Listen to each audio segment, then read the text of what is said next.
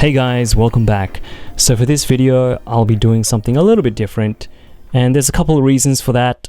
Number one, I won't be getting anything new coming in until the 23rd or the 25th of this month, and what's coming in is the Revoltech Spider-Gwen and the Dark Knight, the SH Figure Arts Dark Knight Batman figure, which both I'm looking forward to having in hand and obviously reviewing for you guys. Plus MP Dirge is delayed, otherwise I would have had the review up already. I think it's been delayed 3 weeks. I don't know what's going on with Takara Tomy Mall.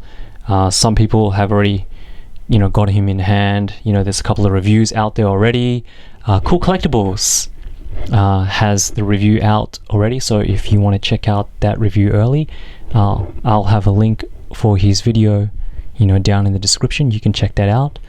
Yeah, I haven't got it in hand. I live in Japan and I really don't know what's going on. It's really weird that the other parts of the world have him before we do, but anyway, something to look forward to, and I'll definitely have that review out as soon as I have it in hand. So the other reasons being that I need the practice. I need to start doing more reviews, and I need to start doing more reviews constantly, because talking on camera is still feels really weird for me.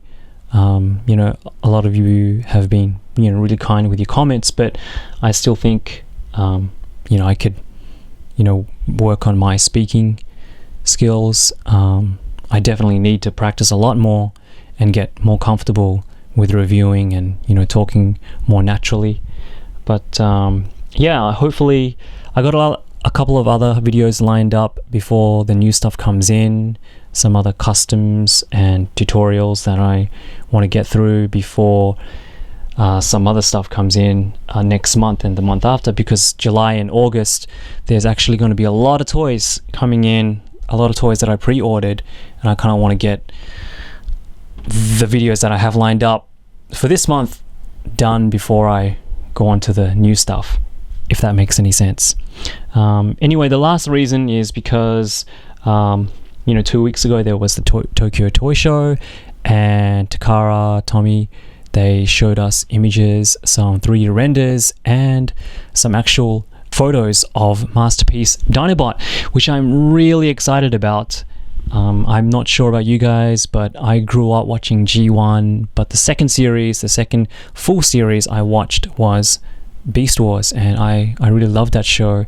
One of my favorite characters, of course, was, and I think for a lot of people too, Dinobot, and I'm just really excited to see what Takara Tomy has in store for us with their Masterpiece Dinobot, and I'm really looking forward to building up my Masterpiece Beast Wars collection. So anyway, you guys are probably wondering what you're looking at in front of you.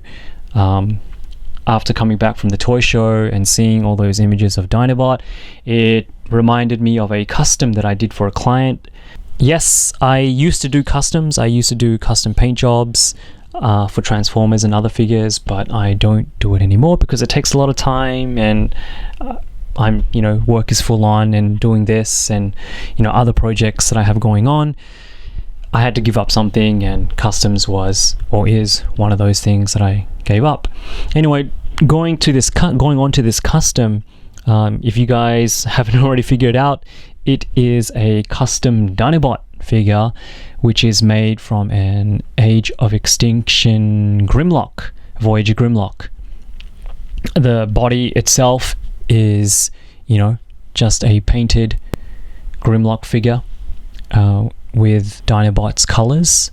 There is some molding on the arms. As you can see, Grimlock's arms, they are actually now Raptor claws now. And obviously we have a Universe Dinobot head on there, and don't worry guys, this is actually a recast. I also do recasts of heads as well. I still do recasting and casting of heads and weapons and things like that, but not as often as I used to. So like I said, this custom was for a customer or a client who I lost contact with. He stopped contacting me, so I kind of have this with my Beast Wars figures now, just a stand-in until, you know, we get a proper MP masterpiece Dinobot. And I thought it might be nice, you know, just to keep the hype going until Masterpiece Dinobot is released, and you know, just show you guys something that I made not too long ago. Okay, so going back to the actual custom, like I mentioned, the actual body itself is from a Voyager Age of Extinction Grimlock, but the Raptor parts, the head, the arms, and the tail are actually from a Zoids model kit. I don't quite remember what it's called. Please forgive me and correct me if I am wrong, if you know the actual proper name for it. I think off the top of my head it's a Bio Megaraptor from one of the later Zoid series. Anyway, as I mentioned, the actual hands or the feet for the Raptor, they are molded. You can see that, you know, the top half here is from the Age of Extinction Grimlock figure, but the bottom part is actually sculpted. Hand sculpted. And I think it integrated pretty well. Before I lost contact with the client, he was pretty happy with it. The head of the actual Raptor is actually, you know, a really good size Raptor head. I had a hard time finding the actual model kit because, you know, at this time, Zoid kits, especially, you know, this particular Zoid kit was actually kind of hard to find, and it actually cost quite a bit. So I was a little bit hesitant to actually use it for parts. Before going over to the paintwork, I just want to mention that Dinobot actually does transform, or he does parts form, because, you know, the arms of the Raptor do have to come off when he transforms into robot mode, but they do attach in beast mode. His tail does also attach, and it does become his sword, and the head also detaches as well, but you can actually have it on in robot mode also. Alright, so looking at the paintwork, I went through a couple of color schemes before getting it to look the way I wanted it to. The legs were originally like a bone color, kind of like a white creamy bone color, and it was, the legs were originally a bone color, a white kind of washed. The legs were originally a bone color, a kind of white creamy the legs were originally a bone color. I used a kind of beige white, but, you know, I found that didn't work, so I moved to a more gunmetal look instead.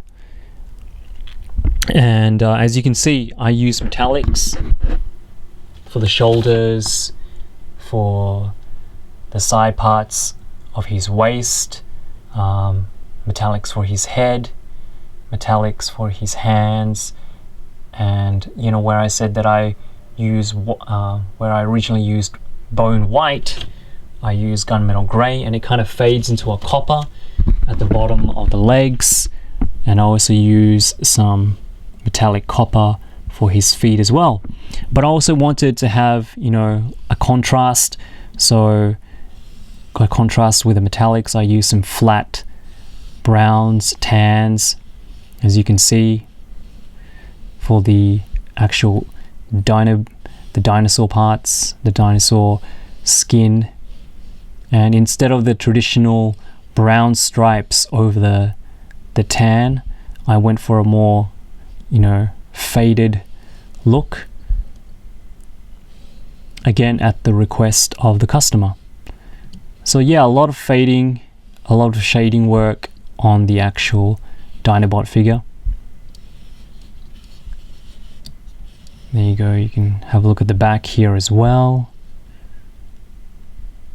All of the paint work was done with an airbrush, and all of the small details like the teeth, the copper teeth here, and some work on the actual head was done with a brush, but most of it, for the larger parts of the body, it was just a lot of masking, a lot of shading, and a lot of switching colors with the airbrush. So on to Dinobot's articulation. If you own the Age of Extinction Voyager Grimlock figure, you'll be familiar with the articulation, and it's a pretty good range of articulation actually, especially in the arms and the feet and the legs, because he does get that nice ankle pivot there. His head is on a ball joint, and you can pop it off. I put in a custom ball peg there and kind of just drilled out the bottom of his head, so it does sit on there, and you just pop that on, so he does get a good range of head movement. The dinosaur head is actually on a swivel there, and he does have, and I'll show you when I transform him into robot mode, but his mouth can actually open as well. But yeah, he has the basic articulation points of the Voyager Grimlock. So going through the accessories, he only actually has one accessory, and it's not really an accessory, it's basically his tail, and it is articulated. It's made of 3 pieces that are on ball joints and sockets. So in dinosaur mode, beast mode, he can articulate his tail, but when he is in robot mode, it doubles as a sword. And all I did was paint the inner mechanical parts a gunmetal, and it kind of looks like a blade, and all I had to do was stick a 5mm peg inside, so it doubles as a handle, and it fits in quite nicely, like so. So it looks like he's wielding a tail sword, so to speak. So as I mentioned before, one of the downsides of the figure is actually the fact that he is a parts former, and I couldn't get around this anyway because these arms are rather big, and when he transforms, they actually get in the way because these arms have to sit on those ball joints, but when you have them attached on, it does look a little bit silly. I'll put them on for you right now. They just kind of snap on. There is, I don't know if you can see it here, there is a ball socket there, and that just snaps on like that. So it's like he has these 2 giant hands, dinosaur hands, hanging on the side there. So it does look a lot smoother in robot mode if you take them off, because it does, like I said, look a little bit silly having those giant raptor hands in the way like that. Alright guys, so here he is in beast mode, and I'm sorry I didn't actually go through the whole transformation, but I'm sure if you already know the Grimlock, the Voyager Grimlock figure, you'll know basically how he transforms, and he transforms basically the same as Voyager Grimlock does, except obviously he has the bigger raptor arms, and he has the head which is attached on a swivel here, so it can move up and down, and the jaws do open and close as well. Going back to the arms, it is on a ball joint like I mentioned earlier. Oh no, that came off. I should really stick that down. There we go. The arms, the raptor arms, like I mentioned, are on a ball joint, so they do get a decent range of motion, and there is a hinge there on the elbows as well. The finger claws are articulated as well, as you can see. And the legs are the same as the Voyager Grimlock, so they don't get too much range of motion there. I'm trying to get him as far back as possible, but you can see with the tail on that it is actually quite long, and the way it attaches is that the actual top parts of the tail clip into the sides of the feet, so they hold on there pretty well, but it's, you know, not super tight. And like I said before, the tail is articulated, as you can see. But yeah, basically this is the beast mode. I'll take a couple of photos to show you at the end, but you know, having him compared to the other Beast Wars figures, and when you have them actually side by side, it's actually a pretty good size. And again, I'll do some size comparisons soon, but I think it worked out pretty nicely. The claw is actually pretty big, so the actual Zoids model kit that I use worked really well, I think, for this particular custom, which I'm really happy how it turned out. I think if I were to do it again, I'd try to find a better way to actually attach the tail, because like I said, it's not, you know, 100% secure, and I would have liked to actually, I think, you know, attach it on a little better, because it does look out of place, and you can actually see the 5mm peg at the end there. But other than that, I'm pretty happy with the actual dinos, the beast mode. Alright guys, so here are some size comparisons. So this is obviously Masterpiece Optimus Primal, and they stand, well actually Optimus Primal stands a little taller, which isn't show accurate of course. Masterpiece, Dinobot should stand a lot taller than Optimus Primal. And the Masterpiece that we saw, the images that we saw from Tokyo Toy Show showed that he is going to be a lot taller than Optimus Primal, which is great. I'm glad that they made the figures, you know, in scale. Okay, so that's Dinobot with our fearless leader. Let's take him away for now and bring in Cheetor. I was really impressed with the engineering and just how cartoon accurate, you know, Masterpiece Cheetor looks. So definitely an awesome figure.